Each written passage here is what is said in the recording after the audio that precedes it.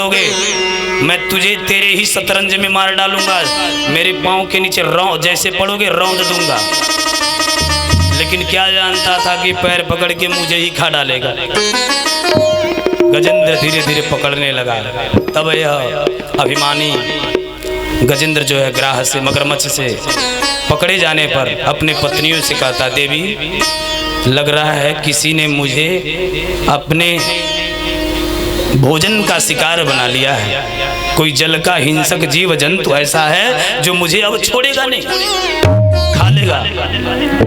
अपने पत्नी से बोल रहा है। विचार करिए, 50 पत्नियां हैं। 50 ने कहा, स्वामी चिंता न करिए, हम आपकी 50 धर्म पत्नियां हैं, हम आपके प्राण की रक्षा करेंगी। और सबने सूंड से सूंड मिला ले खींचने लगे। जब 50 पत्नियों ने जोर लगाया और गजेंद्र उस ग्राह मगरमच्छ के चंगुल से खींचा नहीं जा सका, तब पत्नियों ने बंधन छोड़ करके जाना चालू कर दिया। गजेंद्र जब देखा कि मेरी धर्म पत्नियां जा रही हैं, तो कहता, देवी तुम मुझे छोड़ के कहाँ जा रही हो? मैं तुम्हारा पति हूँ, मैं इस संकट में पड़ा हूँ। अगर इस ग्राह ने मुझे खा लिया तो तुम्हारा पति मारा जाएगा, यानी तुम अपने मांग में कभी सिंदूर नहीं भर सकोगी, हाथ में कभी लाल चूड़ियाँ नहीं होंगी, तुम्हारे शरीर पे कभी चूनर नहीं चढ़ेगी। जानती हो क्यों? क्योंकि मैं तेरा पति मार दिया जाऊंगा। पत्नियां कहती हैं, तो हम क्या करें? हमसे बता करके गए थे क्या? आपने ही मगरमच्छ में अपना जानबूझ के पैर डाला। ध्यान देना, पाप हम करते हैं तो पाप का भोग भी हमें भोगना पड़ेगा। पूरे परिवार को आप खिलाते हो पाप कर्म करके, तो कोई परिवार का एक भी जन नहीं होगा, एक भी सदस्य नहीं होगा कि वह ये कह दे कि मैं तुम्हारे पाप में तुम्हारा साथ दूंगा। आज ध्यान देना, 50 पत्नियां जो धर्म की अर्धांगिनी होती हैं, अर्धांगिनी आधे अंग की मालकिन होती हैं, और लड़ाई झगड़ा कर दें तो आधे जायदाद की मालकिन बन जाती है। तो ऐसी धर्म पत्नी आज हुआ क्या कि गजेंद्र हाथी को छोड़ के जाने लगी। गजेंद्र ने कहा, देवियों तुम मुझे छोड़ के मत जाओ। कहा कि तुम मरो या सड़ो, तुम्हारे चलते हम भी मर जाएं क्या? चली गई।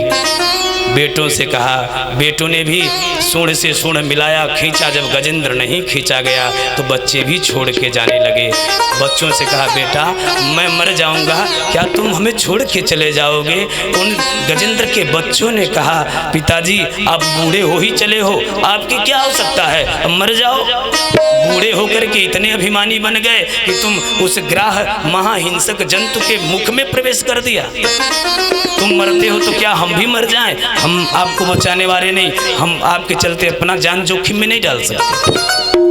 अब 50 बच्चों ने 150 बच्चों ने भी मुंह मोड़ा चले गए। अब गजेंद्र को लगा कि आज तक, महाराज ध्यान दीजिए सभी लोग, वो स्त्री हो पुरुष हो कोई भी हो, पूरा जीवात्मा के लिए कथा है। हर एक जीवात्मा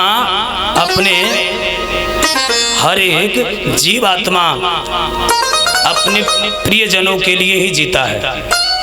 आज गजेंद्र भी वही कर रहा था, अपने बाल बच्चे, अपने पत्नी के लिए, उनकी सुख सुविधा के लिए जगह जगह मकान बनवाता है, पैसा कमा के बैंक बैलेंस करता है कि मेरा बेटा जब बड़ा होगा तो बड़े बाप का बेटा कहा जाएगा, इसका नाम होगा, इसका नाम रोशन होगा।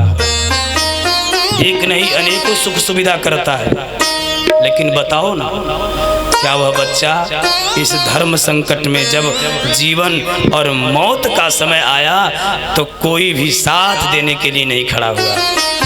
बच्चे भी नाता तोड़ के चले गए, पत्नी भी छोड़ के चली गई।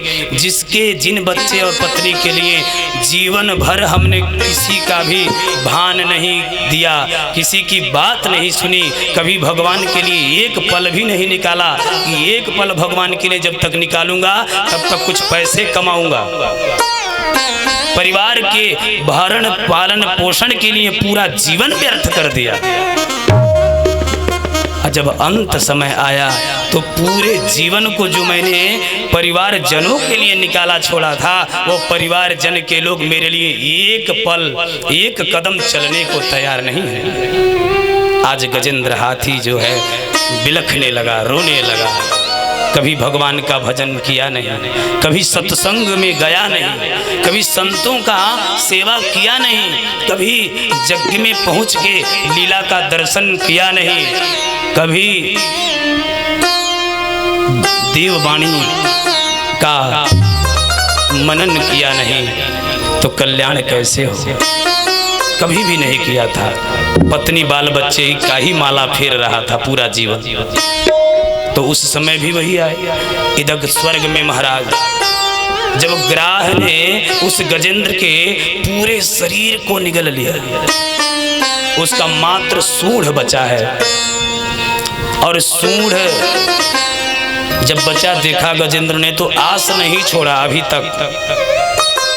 कभी भजन किया नहीं था, किसको पुकारे, कैसे बुलाए, कैसे भगवान को पुकारते हैं बुलाते हैं, ज्ञान मिला ही नहीं उसको। और इधर स्वर्ग में ब्रह्मादि के देवता टकटकी लगा के देख रहे हैं। ब्रह्मा जी कहते हैं कि मुझे एक बार सृष्टिकर्ता कह के बुला देता, मैं आता और इसको बचाता। देखता गजेंद्र इस ग्राह में कितनी ताकत है, कैसे ग्राह इसको निगल लेता है। शंकर जी कहते मुझको तो बुला ले। अरे कोई भोलेनाथ कहता है, कोई तो फक्कड़ बाबा कहता है, अरे कुछ भी कह दे, भस्म धारण करने वाला, शमशान में रहने वाला, भांग धतूरा खाने वाला, कुछ भी कह के बुला दे, मैं भागा भागा आ जाऊं। लेकिन गजेंद्र ने कभी सत्संग किया ही नहीं था, तो कैसे जाने कि भगवान के बहुत सारे नाम हैं। इधर माँ भगवती दुर्गा खड़ी हैं, महिषासुर मर्दिनी, बड़े बड़े राक्षसों का संहार हमने कर दिया। एक बार मुझे दुर्गा कह दे, लक्ष्मी कह दे, शारदे कह दे, जो भी कह दे बुला दे, मैं तेरी रक्षा करूं। लेकिन किसी की नाम याद हो तब तो गजेंद्र बुलावे। गजेंद्र ने सोचा आज ब्रह्मादिक देवता नाम के लिए कि मेरा नाम हो तब मैं पहुंचूंगा। ध्यान दीजिए, लेकिन जगत को बनाने वाला वह पिता अपने नाम के लिए नहीं जीता है, वो तो बस इसके लिए जीता है मेरे प्रत्येक कदम जो उठे ना, मेरे संतान को कभी सिर न झुकाना पड़े, ये पिता सोचता है। और आज की संतानें क्या कर रही हैं कि प्रत्येक कदम उठाते हैं, ऐसा कदम उठाएंगे कि पिता को तिल तिल पल पल सिर न उठा सके। कितना अंतर है। तब गजेंद्र ने उसी सरोवर से एक नील कमल उठाया और नील कमल को उठा करके सूंड में पकड़ के ऊपर किया और उस प्रभु को बुलाया। हे भगवान, आज तक मैंने इस माया जगत में माया को ही जपा, कभी आपका नाम जपा नहीं प्रभु। लेकिन इतना तो जरूर जानता हूँ कि इस पूरी जगत को जो बनाने वाला है उसने ही मुझ जैसे मूढ़, मुझ जैसे मूर्ख हाथी को बनाया होगा। वह गजेंद्र बोलता है, श्री गजेंद्र उवाच एवं व्यवसितो बुद्ध्या समाधाय मनोहृदि जजाप परमं जाप्यं प्राग्जन्मन्यून शिक्षितम। मैंने सुना है बड़े बड़े संत महात्मा की वाणी, शास्त्र में लिखा है कि जन्म देने वाला ही सबका जनक होता है, जगत का पिता होता है। ऐसे यदि तुम जगत के पिता हो तो पिता का मतलब होता है कि अपने संतान की रक्षा करना। क्षमा बड़न को चाहिए, छोटन को उत्पात। मैं आपका संतान हूँ, सदा प्रभु आपके दास, आपसे छोटा ही हूँ। तो आप तो जगत के पिता हो नाथ, तो हम छोटे गलती करें क्षम्य हो सकता है। क्यों? क्योंकि बड़े तो बड़प्पन में ही रहेंगे ना। तो अपनी बड़प्पनता को प्रभु बचाइएगा और मेरे जैसे मूर्ख इस हाथी को बचाइएगा। उस गजेंद्र ने भगवान को पुकारा। सूंड में एक पुष्प लिया और पुष्प को लेकर के वह गजेंद्र बोल रहा है, हरदम भगतन उपरा प्रभु जी के। महाराज जैसे ही गजेंद्र ने हाथ में वह पुष्प लिया और प्रभु को याद किया, बुलाया, हे नाथ मेरी रक्षा करो, तब मेरे प्रभु का नजर घूम गया और उस गजेंद्र की दीनता को, दुख को देखकर रीझ गए भगवान। और गोविंद शब्द का गो कहा, बिंद कहीं नहीं पाया। सोच लीजिए, गोविंद शब्द में मात्र गजेंद्र ने गो कहा, बिंद नहीं कह पाया, इतने में ही भगवान प्रकट हो गए। आइए गजेंद्र ने कैसे बुलाया है,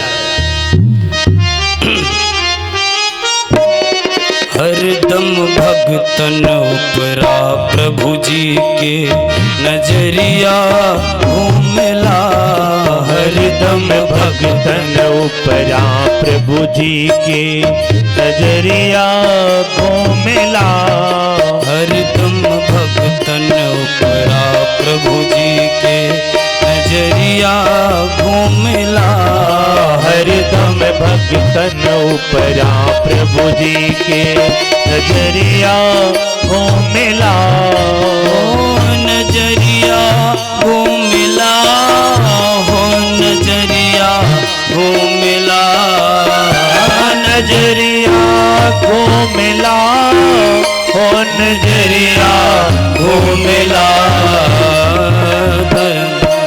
परा प्रभु जी के नजरिया घूमला, हरदम भगतन उपरा प्रभु जी के नजरिया घूमला।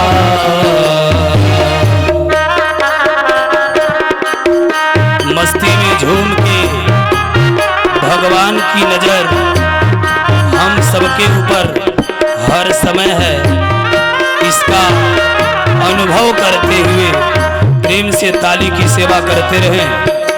कोई भगवान से वंचित नहीं है। अच्छे कर्म करो, बुरे कर्म करो, सब कर्मों को देख रहा है वह हजारों आंखों वाला।